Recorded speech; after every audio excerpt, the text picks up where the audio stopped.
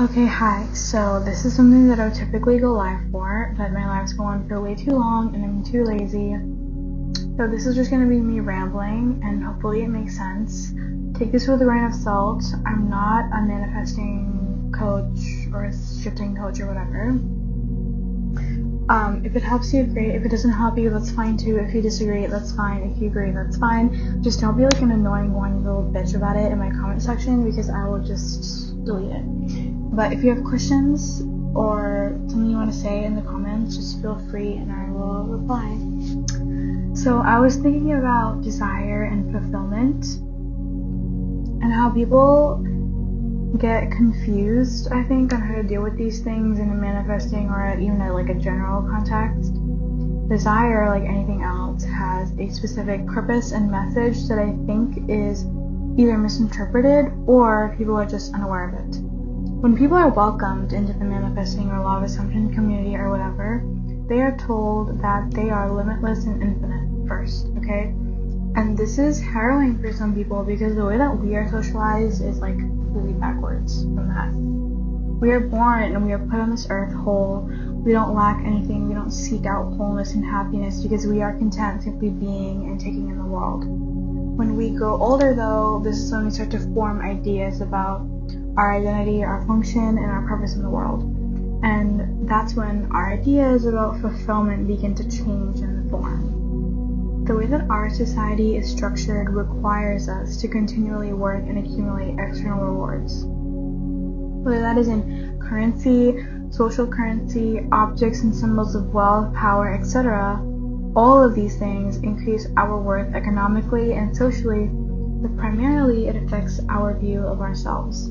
We naturally start to associate external things with fulfillment until we work to accumulate more and more things to increase our fulfillment and our worth.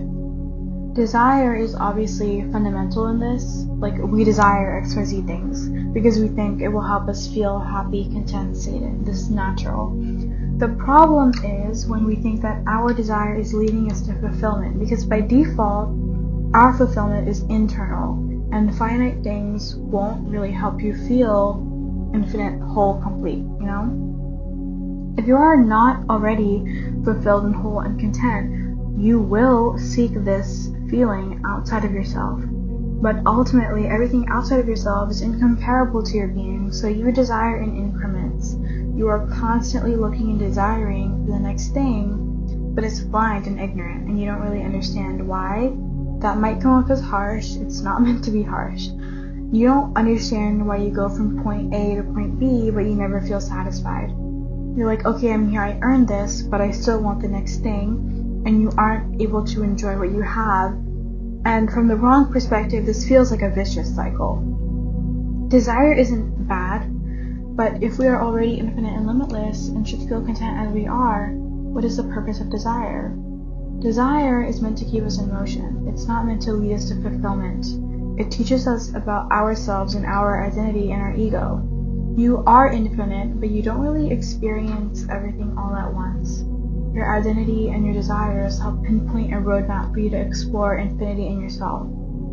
Your desire is what will help you shape your reality and your experiences in a way that it's unique to you. But if you think that it's leading you to wholeness or abundance or fulfillment or whatever, it will just result in a state of desperation. And that's why your state is so important when you manifest or even just exist and go about your life.